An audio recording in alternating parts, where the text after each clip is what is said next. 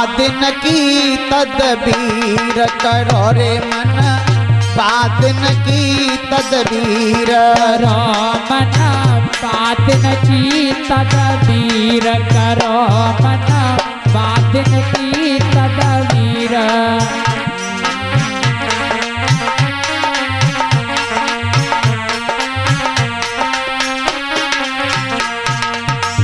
कौन से दिन की?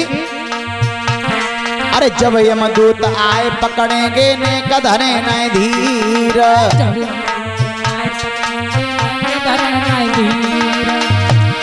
अरे जब यमदूत आए पकड़ेंगे ने कधरे न धीर, मुकदर मार प्राण खींचेंगे तब नैनन बरसे नीर करो रे मन, बादन की तदबीर करो रे मन, बादन की तदबीर मन, बादन की तदबीर करो मन, बादन की तदबीर।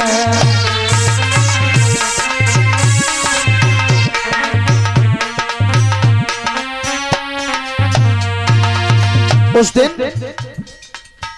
परमात्मा का अगर हमने सुमिरन नहीं किया होगा, वो काल दूत आएंगे, हमें बांध के ले जाएंगे, घसीटते हुए ले जाएंगे। अरे भवसागर एक अगम पंथ है, नदिया बह गंभीर, सागर एक अगम पंथ है, नदिया बह गंभीर, भवसागर एक अगम पंथ है, नदिया बह गंभीर, सागर एक अगम पंथ है, नदिया बह गंभीर। नावन बेड़ा लोग घनेरा, फिर खींचत ही बेपीर करो मन, बादन की तदबीर करो मन, बादन की तदबीर करो मन, बादन की तदबीर। हीरा ने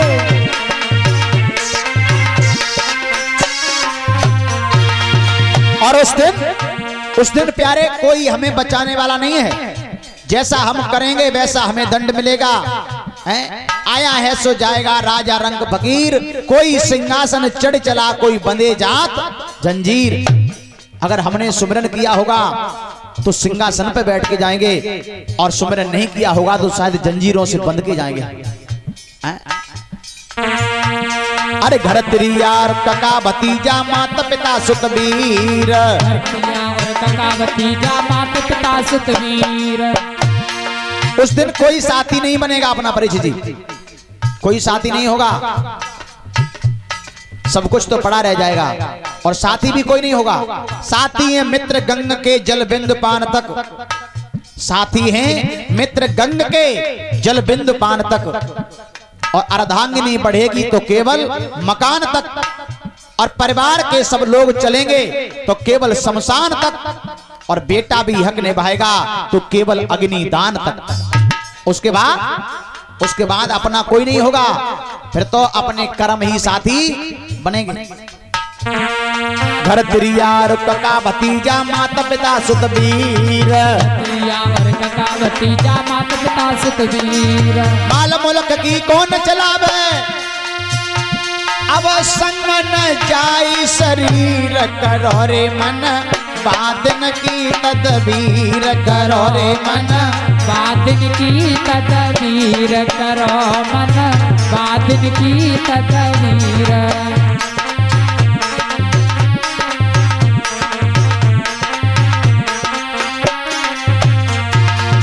और भैया अरे लेकर डारे नरक कुंड में व्याकुल होए शरीर, डारे नरक कुंड में व्याकुल होए शरीर, लेकर डारे नरक कुंड में व्याकुल होए शरीर। कहत कबीरा वैसे चेतो फिर माप होई तदबीर करो मन, बादन की तदबीर करो मन, बादन की तदबीर करो रे मन, बादन की तदबीर करो मन, बादन की तदबीर।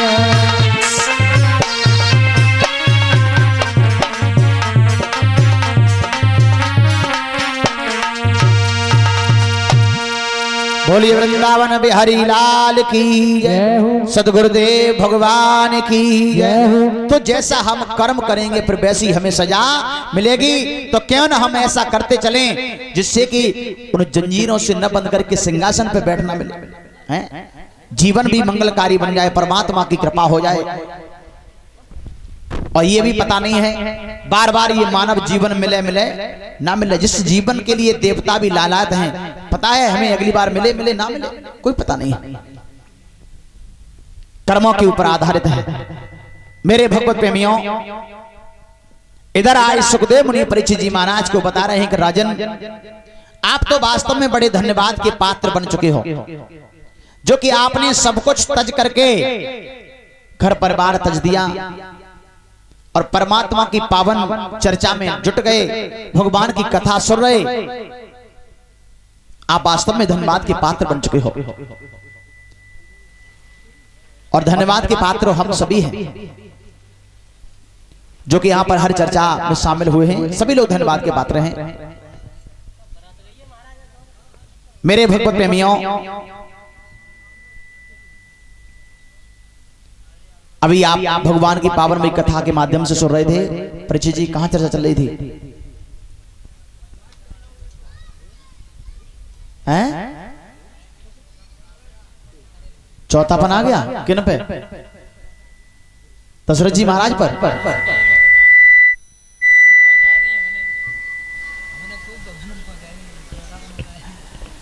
अब चौथापन तो खैर सब पे ही आना है एक दिन, और ये भी पता नहीं है महाराज आया ना आए, जो पता ना है। अब चौथापन को भरोसा उतना है कि आया ना है। वैसे ये भी बात तो सत्य है कि चौथेपन पर देखे होंगे लोगों के बाल भी सफेद पड़ जाते हैं। सफेदी का मतलब समझ रहे? सफेदी का मतलब ये मन समझ लेना कि अब बुढ़ापा आ गया इसलिए सफेदी आ गई है। सफेदी का मतलब एक दूसरा ये भी होता है कि परमात्मा की तरफ से एक पहला पत्र भेजा जाता है। पहला पत्र आता है कि अब तुम सबको छोड़ो और परमात्मा को भजन करो, सबको छोड़ो भगवान को भजन करो। ये पहला पत्र यानी संकेत होता है भगवान का। लेकिन हम लोग उस संकेत को संकेत नहीं समझते। सोचते हैं अबे बुढ़ापा कहाँ आ गया, एकदम वो क्या आती है, गोदरेज आती है, डाई आती है, डाई करी काले बाल फिर कर ले, काले बाल करे फिर एकदम नए हो गए, सोच रहे हैं कहां बुढ़ापा है। यानी पहले पत्र को हमने फाड़ के फेंक दिया। दूसरा पत्र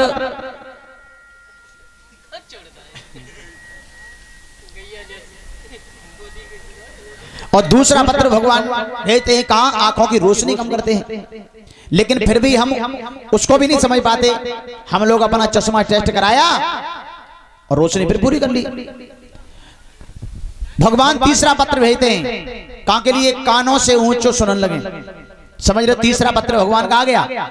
लेकिन फिर भी हम लोग वो मशीन आती है ना, कान में लगा लेते हैं, डिबिया जेब में रखी, और उस तरीके से उस पत्र को भी हम फाड़ के फेंक देते हैं।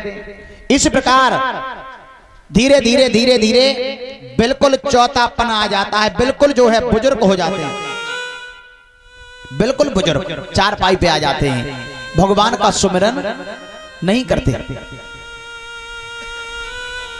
फिर किसी काम के नहीं रहते। परीक्षित जी किसी काम के रहते ही नहीं। फिर कहते हैं हे भगवान अब तो हमारी जब मट्टी को समेट ले, भगवान मेरी मट्टी को समेट ले।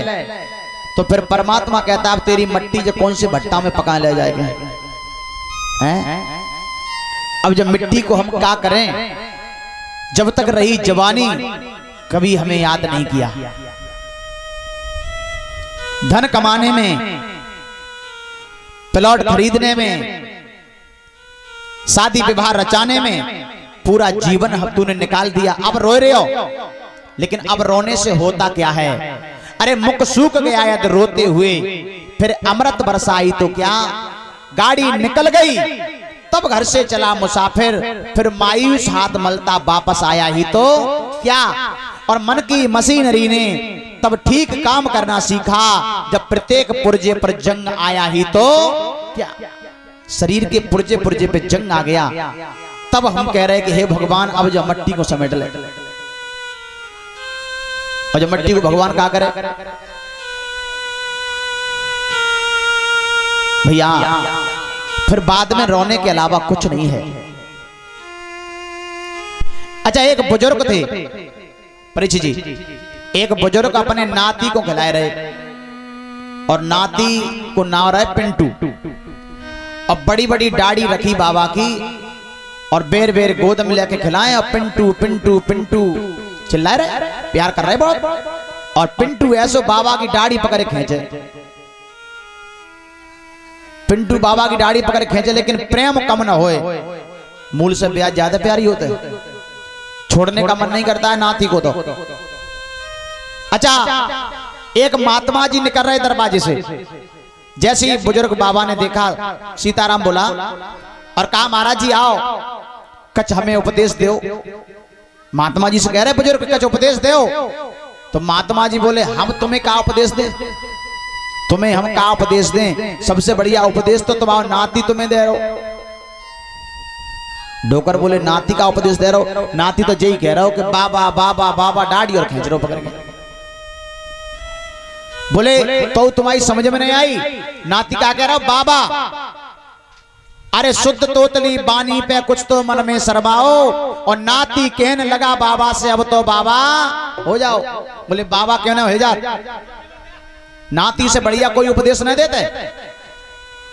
डोकर बोले बात तो ठीक है, कह नाती तो कह रहे हो कि बाबा हो जाओ, लेकिन महाराज जी एक समस्या सामने खड़ी है कि क्या, कि जे मेरो लड़का को लड़का मेरो नाती है जी, लड़का को लड़का तो कह रहा हो बाबा हो जाओ, लेकिन जब मेरी बिटिया को लला मेरी गोद में आते हैं तो वो जे कहते हैं कि ना ना ना ना